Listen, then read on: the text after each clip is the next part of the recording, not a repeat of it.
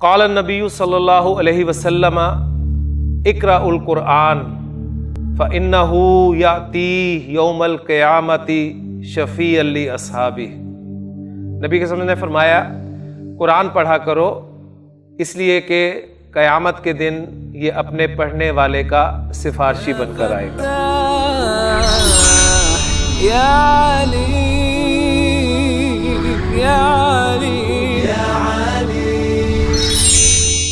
اعوذ باللہ من الشیطان الرجیم، بسم اللہ الرحمن الرحیم۔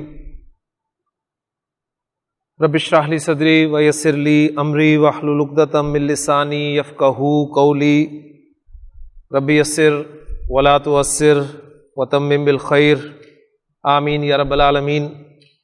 الدرس الخامس، پانچواں سبق۔ الحمدللہ دروس اللغۃ العربیہ پہلے جز کی ہم اس کتاب کے پہلے 4 سبق مکمل کر چکے ہیں۔ آج ہم 5واں سبق شروع کرنے لگے ہیں، اور اس سبق میں آپ کو مرکب اضافی کے بارے میں بتایا جا رہا ہے۔ مرکب اضافی پہ ہم پچھلے ایک لیکچر میں تفصیل سے بات کر چکے ہیں، میں وہ باتیں آپ کے ساتھ دوبارہ یہاں پر دہرا دیتا ہوں کہ مرکب اضافی کے 2 اجزاء ہوتے ہیں، ایک مضاف ہوتا ہے اور دوسرا مضاف الیہ ہوتا ہے۔ مضاف عربی کنسٹرکشن میں پہلے آتا ہے اور مضاف الیہ اس کے بعد آتا ہے، جبکہ اردو کنسٹرکشن میں مضاف الیہ پہلے آتا ہے اور مضاف بعد میں آتا ہے۔ یہ مرکب اضافی کی ترکیب جو ہے یہ عام کا، کے، کی یا را، رے، ری جیسے الفاظ سے پہچانی جا سکتی ہے۔ مثلا میں کہتا ہوں زید کا گھر، تو آپ ذرا نوٹ کریں زید کا گھر یہ کنسٹرکشن ہے، اس میں 2 اسما زید اور گھر استعمال کیے گئے ہیں۔ اردو میں آپ زید کو پہلے بول رہے ہیں اور گھر کو بعد میں بول رہے ہیں، لیکن عربی میں گھر کو پہلے لایا جائے گا اور زید کو اس کے بعد میں لایا جائے گا، یعنی جس اسم کو نسبت دی جاتی ہے اس کو پہلے لایا جاتا ہے عربی کنسٹرکشن میں اور وہ مضاف کہلاتا ہے، اور جس اسم کے ساتھ نسبت دی جاتی ہے اس کو عربی کنسٹرکشن میں بعد میں لایا جاتا ہے اور اسے آپ مضاف الیہ کہتے ہیں۔ تو زید کا گھر کی عربی کیا بنتی ہے، اس کے لیے مضاف اور مضاف الیہ کے قواعد اگر آپ اپلائی کر دیں گے تو آپ اسے بڑی آسانی سے کنسٹرکٹ کر سکتے ہیں۔ مضاف کی 2 شرائط ہیں کہ اس پر ایک تو آپ نے الف لام داخل نہیں کرنا ہوتا، اور اس ایکسرسائز میں یہ چیزیں آپ کو کروائیں گے، یعنی اس سبق کی جو ایکسرسائزز آئیں گی اس میں وہ مضاف پر الف لام داخل کریں گے اور آپ سے امید کریں گے کہ آپ بتائیں گے کہ یہاں پر الف لام نہیں آنا چاہیے تھا۔ اسی طرح مضاف کا اعراب بھی ہلکا ہوتا ہے، اور اعراب ہلکا کسے کہتے ہیں ہم نے اپنے ابتدائی لیکچرز میں پڑھا تھا کہ اسماء کی وہ کیٹیگریز جن پہ تنوین آتی ہے، تنوین کا ہٹا دینا اعراب کا ہلکا کرنا کہلاتا ہے۔ یعنی کتابن لفظ ہے تو کتابن سے تنوین ہٹا دوں تو کتابو رہ جائے گا، یہ اعراب ہلکا ہو گیا۔ اسی طرح بیتن لفظ ہے، اس پہ تنوین آ رہی ہے، اس کی تنوین میں ہٹا دوں تو بیتو رہ جائے گا، یہ اعراب ہلکا ہو گیا۔ یعنی تنوین والے اسماء سے تنوین کا ہٹا دینا اعراب کا ہلکا ہونا یا کرنا کہلاتا ہے، اور مثنیٰ اور جمع سالم مذکر یہ 2 کیٹیگریز اور ہیں۔ مثنیٰ کون سے اسماء ہیں جن کے آخر میں آپ کو آنی اور عینی کی ساؤنڈز آتی ہیں، اور جمع سالم مذکر کون سے اسماء ہیں جن کے آخر میں آپ کو اونا اور اینا کی ساؤنڈز آتی ہیں۔ ان تمام ساؤنڈز میں آپ دیکھ رہے ہیں کہ آپ کو نون اینڈ پہ جو ہے وہ سنائی دے رہا ہے، وہ زبر کے ساتھ سنائی دے رہا ہے یا زیر کے ساتھ سنائی دے رہا ہے۔ مثنیٰ میں زیر کے ساتھ کتابانی، کتابینی، اور جمع سالم مذکر میں زبر کے ساتھ مسلمونہ، مسلمینہ۔ تو مثنیٰ اور جمع سالم مذکر سے نون کو ہٹا دیا جائے تو اسم کا اعراب ہلکا ہو جاتا ہے، یعنی کتابانی سے نون ہٹائیں تو کتابا رہ جائے گا، کتابینی اس سے نون ہٹائیں تو کتابئی رہ جائے گا۔ اسی طرح مسلمونہ سے نون ہٹائیں تو مسلمو رہ جائے گا، اور مسلمینہ سے نون ہٹائیں تو مسلمی رہ جائے گا۔ تو یہ اسم کا اعراب ہلکا ہو جاتا ہے۔ تو 2 شرائط مضاف پر اپلائی آپ کرتے ہیں، 2 قواعد اپلائی کرتے ہیں، الف لام داخل نہیں کرتے اور اس کا اعراب ہلکا کرتے ہیں۔ اور دوسرا جز ہے مرکب اضافی میں مضافل ہے اس کے لیے ایک ہی شرط ہے کہ وہ ہمیشہ حالت جر میں ہوتا ہے. تو زیدن حالت رفع میں ہے، زیدن حالت نصب میں ہے، زیدن حالت جر میں ہے. تو زید کی کتاب کی عربی ہوگی کتاب زیدن، زید کا گھر بیت زیدن، زید کی کرسی کرسی زیدن. تو یہ زید کی بہت ساری چیزیں ہیں، یعنی بہت ساری چیزوں کو ہم نے زید کے ساتھ منسوب کر دیا، نسبت دے دی. یہ مرکب اضافی کا کنسیپٹ ہے. تو مکالمہ آپ کے سامنے آ رہا ہے سعید اور یاسر کے درمیان. جو اس کے پارٹیسپینٹس ہیں وہ سعید ہیں اور یاسر ہیں. سعید بات کر رہا ہے، وہ پوچھ رہا ہے، سوال کر رہا ہے کہ اکتاب محمد ھذا. اب ذرا آ کو بھی نکال دیں اور ھذا کو بھی نکال دیں تو آپ کے سامنے ایک مرکب اضافی آ جاتا ہے کتاب محمد، کتاب زیدن، کتاب محمد. کتاب زیدن زید کی کتاب، کتاب محمد محمد کی کتاب. اب اکتاب محمد، کیا محمد کی کتاب؟ ھذا. اب اس کا ترجمہ ہم یوں کریں گے یا کر سکتے ہیں کہ کیا یہ محمد کی کتاب ہے؟ کیا یہ محمد کی کتاب ہے؟ اور اگر الفاظ کو سامنے رکھ کر آپ ترجمہ کرنا چاہیں تو شاید وہ ایسے بنے گا کتاب محمد ھذا، کیا محمد کی کتاب یہ ہے؟ لیکن ان کے جوابوں میں دیکھیں بڑا فرق ہوگا. اگر میں آپ سے پوچھتا ہوں کیا محمد کی کتاب یہ ہے تو آپ کا جواب یہ ہو سکتا ہے نہیں جی محمد کی کتاب وہ ہے. اور اگر میں آپ سے سوال کرتا ہوں کیا یہ محمد کی کتاب ہے تو آپ کہیں گے کہ نہیں یہ حامد کی کتاب ہے. تو یہ ایک فرق آپ کے سامنے جو ہے وہ آنا چاہیے. لیکن بہرحال کتاب محمد ھذا اس کا ترجمہ یہی کیا جاتا ہے کیا یہ محمد کی کتاب ہے؟ یا یاسرو، اے یاسر. یا آپ کا حرف ندا ہے. تفصیل سے ہم پڑھ چکے ہیں کہ ہر زبان میں کسی کو بلانے کے لیے، پکارنے کے لیے، آواز دینے کے لیے کچھ حروف استعمال ہوتے ہیں، اور عربی زبان میں بھی کچھ حروف ہیں. ان حروف میں سب سے زیادہ استعمال ہونے والا حرف یا ہے. اور سب سے زیادہ اس لیے میں کہہ رہا ہوں کہ یا اللہ، ہم اللہ کو پکارنے کے لیے یا کا لفظ استعمال کرتے ہیں، یا اللہ. تو یا بلانے کے لیے، اور یا کی خاصیت یہ ہے کہ یا کے بعد کوئی اسم تنوین والا ہو، جیسے کہ یاسر ایک تنوین والا اسم ہے، اس لیے کہ آپ دیکھیں سعیدن کے نیچے یاسرن لکھا ہوا ہے، تو یاسرن تنوین کے ساتھ ہے، سعیدن تنوین کے ساتھ ہے. لیکن جب تنوین والے اسم کے ساتھ یا استعمال ہوتا ہے تو اسم کی تنوین ختم ہو جاتی ہے، اسم کی تنوین ختم ہو جاتی ہے. تو یاسرن یا یاسرو، تنوین والے اسم سے پہلے اگر آپ یا لگا دیں تو اسم کی تنوین ختم ہو جاتی ہے. سعیدن یا سعیدو، عابدن یا عابدو، حامدن یا حامدو. اب یہ تمام باتیں آپ کے ذہن میں الحمدللہ تازہ ہو گئی ہیں، تو اب آپ اسے پڑھیں گے اور بات انشاءاللہ بالکل کلیئر ہو جائے گی. سعید جو ہے بات کر رہا ہے، پوچھ رہا ہے کہ کتاب محمد ھذا، کیا یہ محمد کی کتاب ہے؟ یا یاسر، اے یاسر، اے یاسر. جب دو اجزاء کسی جملے کے معرفہ ہوں تو آپ کسی کو بھی مبتدا اور خبر بنا سکتے ہیں. یہ سوال ایک پیدا ہوتا ہے، کیا کسی کو بنایا جا سکتا ہے؟ نہیں، کسی کو نہیں بنایا جا سکتا. آپ جس کو مبتدا بنانا چاہتے ہیں اسے آپ آگے رکھیں گے، پہلے اسے مینشن کریں گے. یعنی آپ کا جو مبتدا ہوگا نا وہ پہلے لانا ہے آپ نے. یعنی کئی صورتیں ایسی ہوتی ہیں جیسے مبتدا کا مقدم کرنا واجب ہوتا ہے. یعنی جملہ اس میں کہ فیصل دو اجزاء ہیں، مبتدا اور خبر، ٹھیک ہے، مبتدا اور خبر دو اجزاء ہیں. کچھ صورتیں ایسی ہیں جن میں آپ نے مبتدا کو واجب اس کے لیے مقدم کرنا واجب ہے، اسے آپ نے پہلے رکھنا ہی رکھنا، مبتدا کو پہلے رکھنا ہی رکھنا، یہ لازمی صورتیں ہیں. تو یہ ایک صورت وہ ہے، ان صورتوں میں سے ایک ہے کہ اگر آپ کے دو معرفہ اسما ہوں تو ان میں سے آپ جس کو پہلے رکھیں گے آپ کا وہی مبتدا کنسیڈر کیا جائے گا, وہی مبتدا سمجھا جائے گا. تو واجب ہے جسے آپ مبتدا بنا کر لانا چاہتے ہیں اسے پہلے رکھیں. تو اس حساب سے اگر دیکھیں تو کتاب محمد یہ بھی معرف ہے, حاذا یہ بھی معرف ہے, دونوں معرف ہیں. تو اگر ہم اس بات کو سامنے رکھیں تو کتاب محمد مبتدا ہونا چاہیے, یعنی محمد کی کتاب حاذا یہ ہے.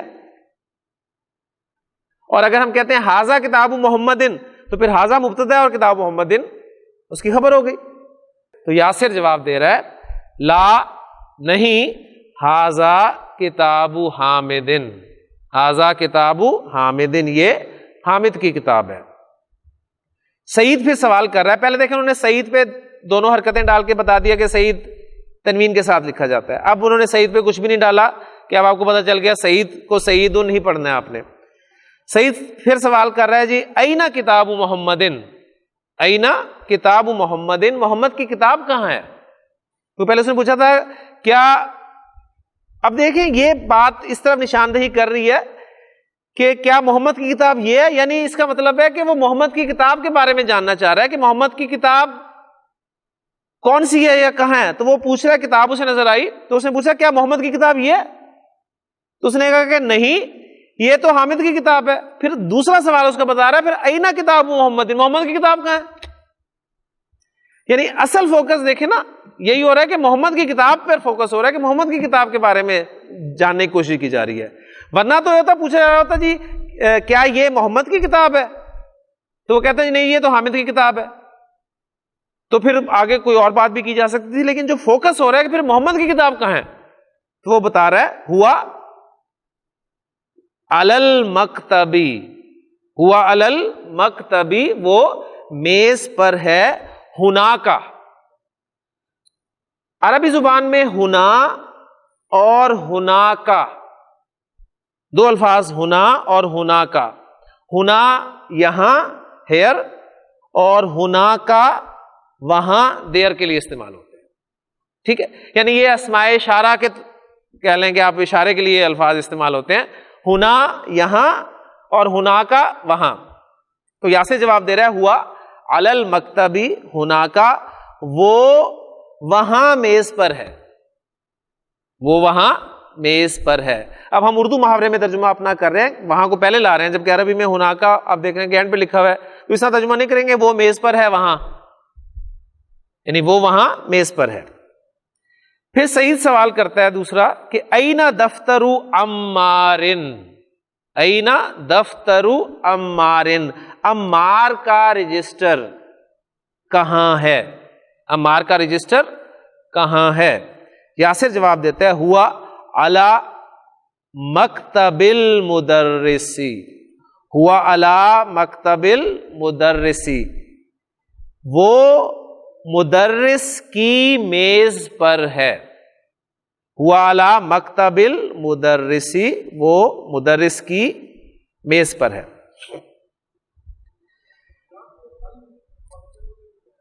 یہاں پر المکتب کیوں نہیں آیا جبکہ پیچھے ہوا علی المکتبی ہناکا میں مکتب پر الف لام داخل ہوا تھا؟ یہ ایک سوال پیدا ہوا ہے ہماری کلاس میں, تو اس کا جواب شاہد صاحب دیں گے. جی شاہد صاحب. یہاں پر مکتب جو ہے دوسری جگہ پہ ہوا علی مکتب المدرسی, یہاں پر مکتب کا لفظ جو ہے مضاف بن کر آ رہا ہے اور مضاف پر الف لام داخل نہیں ہوتا, جبکہ پچھلے جملے میں ہوا علی المکتبی وہاں پر وہ سمپل ایک اسم کے طور پہ آیا, مجرور بن کر آیا, تو الف لام آپ نے داخل کیا. تو میں جو اکثر آپ کو کہا کرتا ہوں کہ جی آپ جس طرح انگریزی میں دی لگاتے ہیں ہر جگہ لگاتے ہیں, تو دی کا ایکولنٹ الف لام ہے, ال لگائیں آپ ہر جگہ, بس ایک تو معرفہ پہ نہ لگائیں اور دوسرا مضاف پہ نہ لگائیں. ٹھیک, معرفہ پہ نہ لگائیں اور مضاف پہ نہ لگائیں. تو یہ چونکہ مضاف ہے اس لیے یہاں پر آپ الف لام نہ لگائیں, باقی کوئی مجرور بن کے آ رہا ہے اسم حرف جر کی وجہ سے تو اس پہ لگائیں. تو یہاں سے جواب دیتا ہے جی ہوا علی مکتب المدرسی وہ مدرس کی میز پر ہے. سعید پھر اگلا سوال کرتا ہے, یہ سوال بہت اہم ہے, قلم من ھذا, قلم من, من کے معنی کیا ہوتے ہیں؟ کون. من ایک اسم استفہام ہے, کون. قلم من, اردو میں ترجمہ یہ نہیں کریں گے جی کون کا قلم, کیا کریں گے؟ کس کا قلم. کس کا قلم؟ ہاذا, یہ. اب یہاں پر دیکھیں سمجھ میں آتی ہے کہ قلم من کیوں شروع میں لگا ہے. اس لیے لگا ہے کہ یہ استفہام والے الفاظ جو ہیں یہ شروع میں آنا چاہتے ہیں. تو یہاں پر ہمیں ترجمہ کر سکتے ہیں کہ ہاذا قلم من کے اعتبار والا, یعنی یہ کس کا قلم ہے؟ whose pen is this. قلم من ہاذا. اب یہاں پر من کو صحیح صاحب ہم کہیں گے کہ یہ حالت جر میں ہے. قلم من میں من حالت جر میں ہے, اور یہ قلم من مرکب اضافی ہے. قلم من ایک مرکب اضافی ہے, قلم مضاف ہے. کیسے مضاف پتہ چلا؟ الف لام بھی نہیں آ رہا اس پہ اور تنوین بھی نہیں آ رہی. تو آپ کو شک ہوا مرکب اضافی بن رہا ہے, کنفرم آپ نے کیا اگلا اسم حالت جر میں, اگلا اسم آپ کو حالت جر میں, اگر آپ نے زیر کو جر مانا ہے تو کبھی بھی آپ کو نظر نہیں آئے گا حالت جر میں. تو یہ من ایک مبنی اسم ہے, اور مبنی اسم جو ہے وہ تینوں اعرابی حالتوں میں ایک ہی رہتا ہے, من من من. تو من کی حالت جر یہاں پر استعمال ہوئی ہے. قلم من ہاذا, یہ کس کا قلم ہے؟ یا علی یو, یا علی یو, اے علی یہ کس کا قلم ہے؟ تو علی یون, علی جواب دیتا ہے ہاذا قلم المدرسی.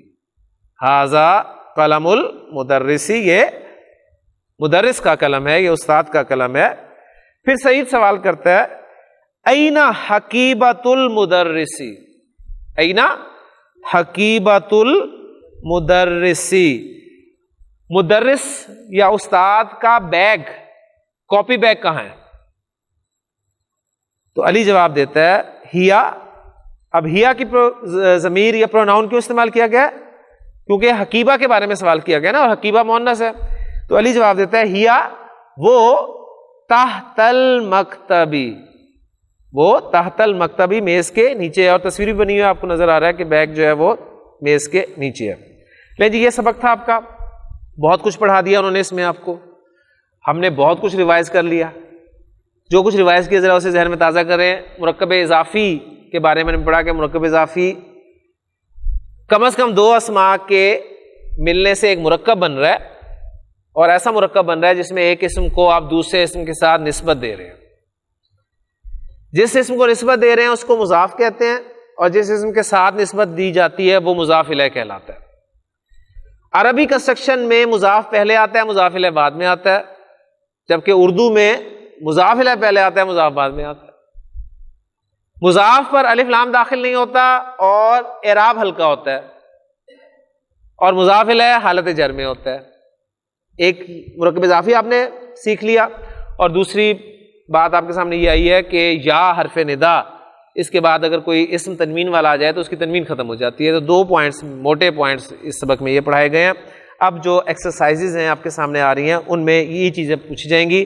کچھ پوچھی جائیں گی آپ سے سبق کے بارے حوالے سے, اور کچھ جو ہیں وہ آپ میرا خیال ہے ویسے بھی جواب دے سکتے ہیں. تو تمرین جو پہلی ہے اس میں آ رہا ہے جی اجب آنسر عن الاسئلۃ الآتیاتی,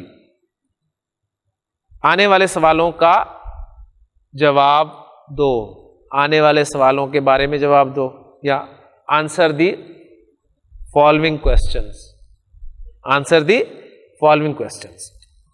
پہلا سوال ہے جی حافظ صاحب, میں آپ سے پوچھ رہا ہوں پہلا سوال, اینا کتاب محمد, اینا کتاب محمد. جی حافظ صاحب محمد کی کتاب کہاں ہے؟ جی جواب دیں, پورا جواب دیں. اینا کتاب محمد, محمد کی کتاب کہاں ہے؟ کتاب محمد کہنے کی ضرورت نہیں ہے, اب آپ اس کے لیے پروناؤن استعمال کریں گے ہوا, ہوا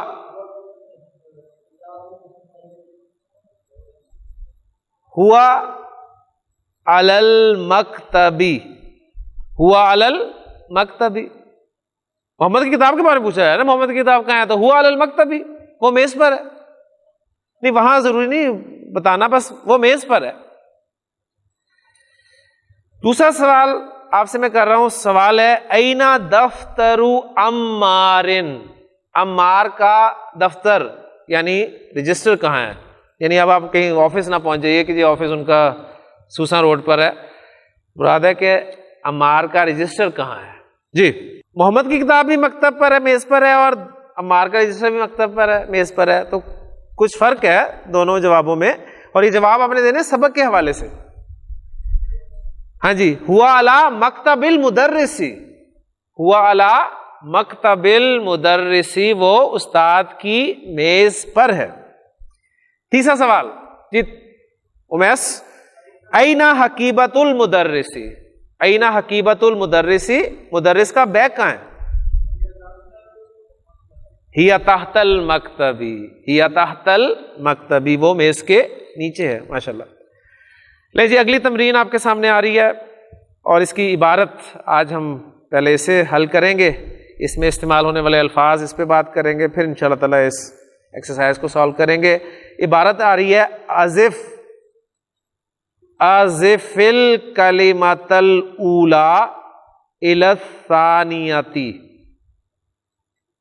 اس میں جو لفظ آپ کو آتے ہیں پہلے ان کی بات کر لیں. ازف ایک لفظ ہے، الکلمہ ایک لفظ ہے، الکلمہ آپ کو پتہ ہے. آگے آ رہا ہے الاولی، الاولی بھی پتہ ہے آپ کو، پہلا. تو الکلمۃ الاولی، پہلا کلمہ، یہ پہلا کلمہ. الا ٹوورڈز کی طرف، الثانیتی، ثانیہ، الاولی الثانیہ، الاولی پہلی اور الثانیہ دوسری. اب کلمہ چونکہ مؤنث ہے نا، کلمہ مؤنث ہے، اس لیے الاولی اور الثانیہ جیسے الفاظ استعمال ہوئے ہیں، لیکن ہم اردو میں ترجمہ یہی کریں گے پہلا اور دوسرا، یہ ذہن میں رکھنا ہے. اب رہ گیا ایک لفظ ازف. ازف کیا ہے؟ اس کے لیے بورڈ کا سہارا میں لینا پڑے گا، تو بورڈ پہ چلتے ہیں اور اس ازف کو سالو کرتے ہیں. جی مادہ ہے میرے پاس واد، یا اور فا. حروف مادہ کے اعتبار سے فعل دو قسم کا ہوتا ہے، صحیح غیر صحیح. پھر کون سا آ گیا؟ غیر صحیح. غیر صحیح کی کون سی قسم ہے؟ غیر صحیح کی کون سی قسم ہے؟ حرف علت آ رہا ہے، اور حرف علت کون سی پوزیشن پہ آ رہا ہے؟ نمبر 2 پوزیشن پر. اور نمبر 2 پوزیشن پر جب بھی حرف علت آتا ہے تو اس کو آپ کیا کہتے ہیں؟ اجوف. اجوف. اگر واو ہو، کیونکہ حروف علت 2 ہی ہیں، واو اور یا، اگر واو ہو تو اجوف واوی، اور اگر یا ہو تو اجوف یائی. بار بار یہ باتیں اتنی دفعہ میں کرواؤں گا آپ کو کہ ویسے ہی یاد ہو جائیں گے آپ کو انشاءاللہ. آپ کو رولز یاد ہونا ہو، آپ کو یہ باتیں ضرور یاد ہو جائیں گی انشاءاللہ تعالی. تو اجوف یہ آپ کے سامنے ہو گیا.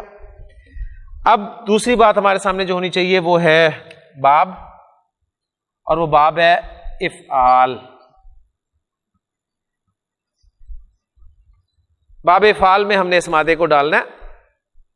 باب افعال کا نام سنتے ہی ماضی اور مضارع کا پہلا صیغہ جو آپ کے ذہن میں آنا چاہیے وہ ریکوائرڈ ہے. باب افعال میں ماضی بنتا ہے افعلا.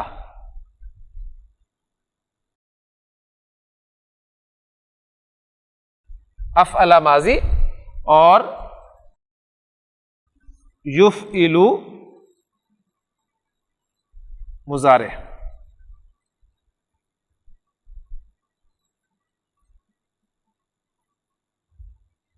افعلا یفعلو افعالن. جی فا عین لام کی جگہ پر ہم نے مادہ ڈالنا ہوتا ہے. فا عین لام کو میں خالی کر رہا ہوں. میرے پاس حروف ہے ضاد، یا اور فا. ضاد، یا اور فا. کیا بن گیا جی؟ اضیفا. اور فا عین لام مضارع سے بھی خالی کروں تو یہ بن گیا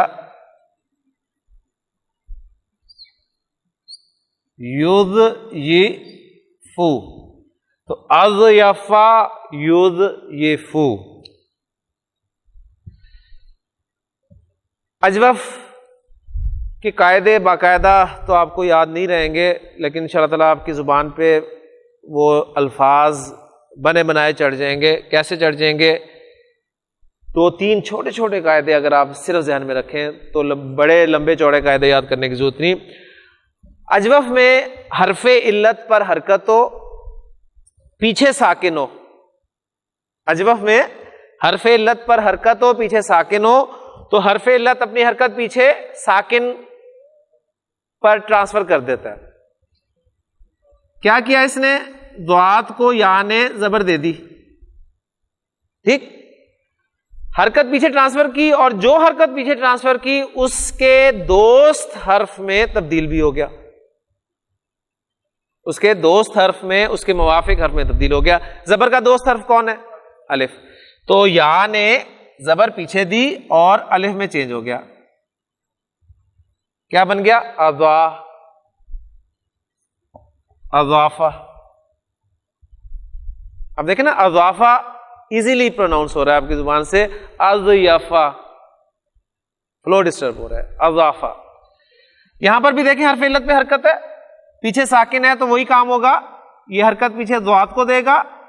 کیا دیا؟ اب اس نے زیر دی پیچھے، اور زیر کا دوست یا موافق حرف کون ہے؟ یا میں چینج ہو گیا. یضیف. اضافہ یضیف، اضافہ یضیف، اضافتن، اضافت کرنا. اضافت کسی اسم کو دوسرے اسم کے ساتھ نسبت دینا، یہی مرکب اضافی. اب ہم نے اس سے فعل امر بنانا ہے. کیا بنانا ہے؟ فعل امر بنانا ہے. تو فعل امر کس سے بنتا ہے جی؟ ماضی سے، مضارع سے؟ مضارع سے. یہ ہماری گفتگو میں نہیں آئے گا، یہ آئے گا. یعنی صیغہ کون سا ہے؟ پہلا صیغہ تضیف. تضیف باب افعال سے جب بھی آپ نے فعل امر بنانا ہے، میں نے آپ کو ایک قاعدہ بتایا تھا، باب افعال سے آپ نے جب بھی فعل امر بنانا ہے تو آپ نے وہ جو حمزہ ایک زائد آپ لے کر آئے ہیں نا، یعنی مزید فی ابواب ہم انہیں کیوں کہتے ہیں؟ مزید فی ابواب اس لیے کہتے ہیں نا کہ ماضی کا جو پہلا صیغہ ہے اس میں مادے کے حروف، جو مادے کے 3 بنیادی حروف ہیں 99.99% افعال میں، ان 3 حروف کے علاوہ کچھ زائد حروف بھی ہوتے ہیں. سامنے لکھا ہوا ہے ضاد یا فا، وہ مادے کے حروف ہو گئے، اور پہلا صیغہ ہے یہ، تو آپ دیکھیں ایک حمزہ آپ کو زائد مل رہا ہے. تو بہرحال اب یہ زائد حرف ہے. آپ دیکھیں زائد حرف جب ماضی میں آپ نے استعمال کیا تو مضارع میں بھی آنا چاہیے، اصول تو یہ ہے نا. تو یہاں پر مضارع میں آپ کو نظر نہیں آ رہا. اس کو عرب نے اس پروننسیشن، یعنی وہ جو فلوئنسی ہے اس کو برقرار رکھنے کے لیے اسے ڈراپ کر دیا، حالانکہ وہ حمزہ اصل حمزہ تھا. یعنی حمزۃ الوصل تو چلے نکالنے کو سمجھ میں آتی ہے بات کہ وہ تو پڑھا ہی نہیں جانا، اسے نکال دیا، لیکن یہ تو اصل ہے، اس نے تو پڑھا جانا تھا. اسے کیوں نکال دیا؟ اسے بھی نکال دیا اس لیے کہ فلو ڈسٹرب ہو رہا تھا. لیکن باب افعال سے جب بھی آپ نے فعل امر بنانا ہے نا تو اس حمزہ کو شو کر کے بنانا ہے، اس حمزہ کو شو کر کے بنانا ہے. اور وہ حمزہ کہاں آئے گا؟ علامت مضارع کے بعد آئے گا. تو علامت مضارع کے بعد یہاں پر میں اس حمزے کو شو کر رہا ہوں، یہاں پر شو کر رہا ہوں.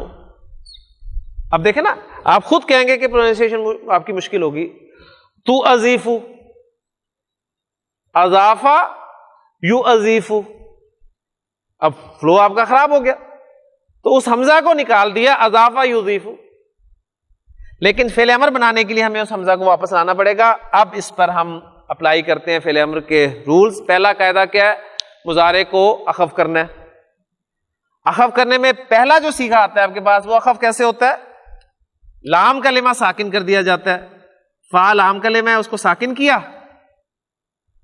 پھر پرابلم ہوگی، 2 ساکن اکٹھے ہو گئے، یا بھی ساکن، فا بھی ساکن، اور 2 ساکن اکٹھے نہیں رہ سکتے. 2 ساکن اکٹھے نہیں رہ سکتے. ایک ساکن کو لازماً ڈراپ کرنا پڑتا ہے. اور زور کس پہ چلتا ہے؟ اس میں ہم تفصیل سے بات کر چکے ہیں، کمزور پر.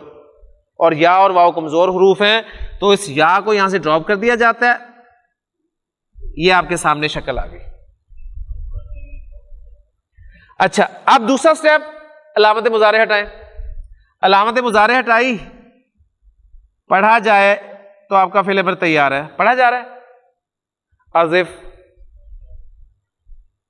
ازف ایزیلی پڑھا جا رہا ہے, ٹھیک ہے. اور یہی آپ کی بک میں پہلا لفظ ہے ازف, اضافت کر, ٹھیک ہے, نسبت دے, تو نسبت دے, تو مضاف بنا, یعنی یہ اس معنی میں آپ کا پہلا فعل امر جو ہے یہاں پر بن گیا. یہ اب دیکھیں عجب بھی ہم نے کیا تھا اسی پیٹرن پہ, اجابا یجیبو سے عجب, اسی پیٹرن پہ دیکھیں ازف.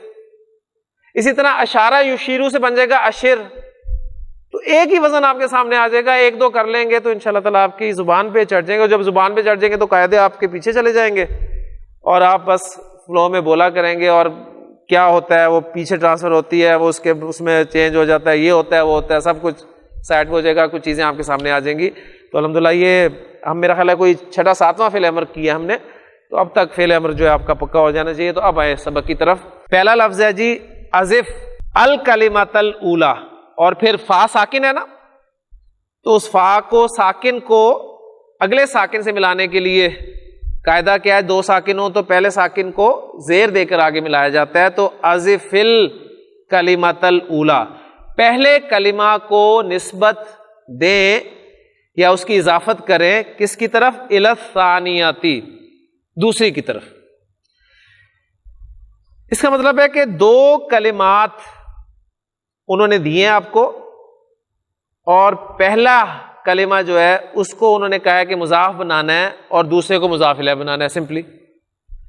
اور مضاف کیسے بنایا جاتا ہے, اسم پر الف لام داخل نہیں کرتے آپ, اس کا اعراب ہلکا کرتے ہیں. اور اعراب ہلکا کرنے سے کیا مراد ہے, جن اسماء پہ تنوین آتی ہے ان کی تنوین ہٹا دیتے ہیں, اور مثنیٰ اور جمع سالم مذکر کا نون ہٹا دیتے ہیں. اور مضاف الیہ کسی اسم کو بنانا ہو تو اسے حالت جر میں لے جاتے ہیں. تو دو اسماء آپ کو دیے ہوئے ہیں, دیکھیں اگزامپل پہلی, کتابن اور محمدن, یہ دو اسماء ہیں. پہلے اسم یعنی کتاب کو محمد کی طرف آپ نے اس کی اضافت کرنی ہے, تو کتاب کو مضاف بنانا ہے, محمد کو مضاف الیہ بنانا ہے. کتاب کو مضاف بنائیں تو یہ بن گیا کتابو, اور محمد کو مضاف الیہ بنائیں تو یہ بن گیا محمدن. آگے آپ کا سالو ہوا ہے کتاب محمدن. دوسری ایگزامپل, پہلا اسم ہے مکتبن اور دوسرا اسم ہے المدرسو. مکتبن اور المدرسو, اب پہلا اسم مکتب کو المدرس کی طرف آپ نے مضاف کرنا ہے, اضافت قائم کرنی ہے, تو کیا بن جائے گا مکتب المدرسی, مکتب المدرسی. تو یہ دو سالوڈ ایگزامپلس تھیں. اب ایک ایک کر کے آپ جو ہے وہ اسے سالو کریں گے. جی پہلی ایگزامپل حبیب صاحب پہلے ہی آپ کے سامنے آ گیا, قلم پہلا اسم ہے اور دوسرا اسم ہے حامدن. قلم کو مضاف بنائیں قلم, اور حامد کو مضاف الیہ بنائیں حامدن. تو کیا کنسٹرکشن بن گئی, قلم حامدن. ماشاءاللہ. جی نیکسٹ کنسٹرکشن آپ کے سامنے آ رہی ہے. اوپر سے نیچے چلیں یا اوپر سے نیچے چلتے ہیں, ذرا ایزی ہو جائے گا. جی پہلا اسم ہے بیتن اور دوسرا ہے عباسن. جی بیتن, بیت عباسن. ماشاءاللہ. جی شاہ صاحب تیسری کنسٹرکشن, غرفتن پہلا اسم ہے اور دوسرا اسم ہے علیٌ. غرفت علیٌ, غرفت علیٌ. جی گلزار صاحب پہلا اسم ہے دفترن اور دوسرا اسم ہے سعیدن. دفتر سعیدن. جی صحیح صاحب پہلا اسم ہے مندیلن اور دوسرا اسم ہے یاسرن. مندیل یاسرن. اور یہ الفاظ چونکہ پہلے پڑھ چکے ہیں تو ترجمہ کرنے کی میرا نہیں خیال کی ضرورت ہے, تو پھر بھی مندیل یاسر کا رومال. جی پہلا اسم ہے قمیصن, دوسرا ہے عمارن, تو مرکب اضافی کیا بن گیا قمیص عمارن. جی فیصل, سریرن لفظ ہے پہلا, دوسرا خالدن, سریر خالدن. ماشاءاللہ. اب یہ دوسری لسٹ ہے آپ کے پاس اسماء کی, اس میں پہلا اسم ہے حسیب صاحب مفتاحن, مفتاحن کے معنی چابی, اور دوسرا اسم ہے البیتو. جی مفتاح البیتی, جی گھر کی چابی. جی پہلا اسم ہے دکانن اور دوسرا ہے التاجرو.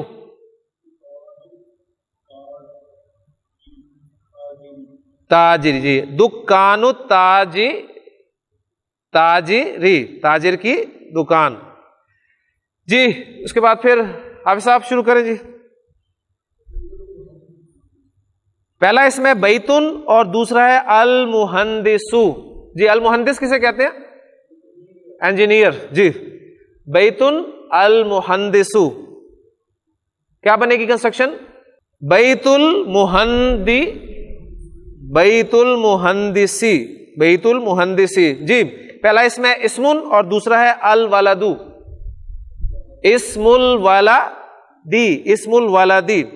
جی امیس کتابن اور دوسرا اسم اللہ تو کتاب اللہ. جی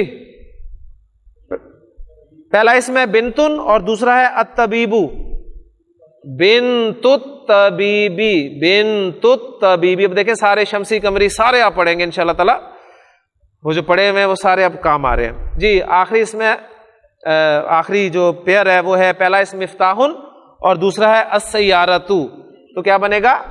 مفتاح السیارتی، مفتاح السیارتی. جی اس کے بعد اگلی ہماری ایکسرسائز تمرین، اقرا پڑھ، وکتب اور لکھ، مع ضبط اواخر الکلماتی. بہت دفعہ پڑھ چکے ہیں اس عبارت کو، آخر سے ترجمہ کرنا شروع کر دیں کہ کلمات کے آخری حصے کو حرکات، صحیح حرکات لگاتے ہوئے، لگانے کے ساتھ پڑھیں اور لکھیں.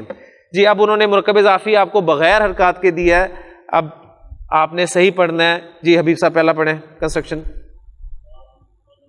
باب المدرستی، ماشاءاللہ. دوسرا سیارۃ المدیری، سیارۃ المدیری. یہ ابھی سے آپ الفاظ کی پروننسیشن جو ہے صحیح کر لیں، کیونکہ جو آپ آگے جائیں گے یہ بالکل ختم ہوتی جائیں گی حرکات، ووکیبلری بڑھتی جائے گی، پھر آپ کے لیے بک مشکل ہو جائے گی. اس لیے ابھی سے ساتھ ساتھ جو ووکیبلری آپ کے پاس آتی جا رہی ہے اسے ذہن نشین کر لیں. جی سیارۃ المدیری، بیت اللہ. جی گلزار صاحب نیکسٹ. جی ماشاءاللہ. علی مکتب المدیری، علی مکتب المدیری، مدیر کی میز پر. جی سعید. حمار الرجلی، حمار الرجلی آدمی کا گدھا. جی جی مندیل عمار، ماشاءاللہ عمار کا رومال. جی فیصل. فی کتاب اللہ، قال اللہ تعالی فی کتابہ. ٹھیک ہے نا، اللہ تعالیٰ نے اپنی کتاب میں ارشاد فرمایا. جی فی کتاب اللہ. نیکسٹ حسیب صاحب. حسیب صاحب، یہ حسیب اور حبیب ملتے جلتے ہیں ذرا. جی حسیب صاحب. بیت حامدن. جی نیکسٹ. اسم الطالبی، ماشاءاللہ اسم الطالبی. اور آخری کنسٹرکشن توصیف پڑھیں گے. من بیت المدرسی. اب یہ من ہے، نون ساکن ہے، آگے با آ رہا ہے تو میم کی صورت میں پڑھا جائے گا. مم بیت المدرسی. جی اگلی یعنی ایکسرسائز یہی ہے، لیکن اس میں جو اقرا کے ساتھ آپ کے سامنے 20 جملے آ رہے ہیں، یہ 20 جملے انشاءاللہ تعالی ہم اگلے سبق میں پڑھیں گے، اس لیے کہ ہماری کلاس کا وقت ختم ہو گیا ہے، اذان کا ٹائم شروع ہو چکا ہے. نیکسٹ لیسن میں، نیکسٹ لیکچر میں انشاءاللہ تعالی یہ تمام جملے پڑھیں گے. سبحانک اللہم و بحمدک، اشہد ان لا الہ الا انت، استغفرک و اتوب الیک.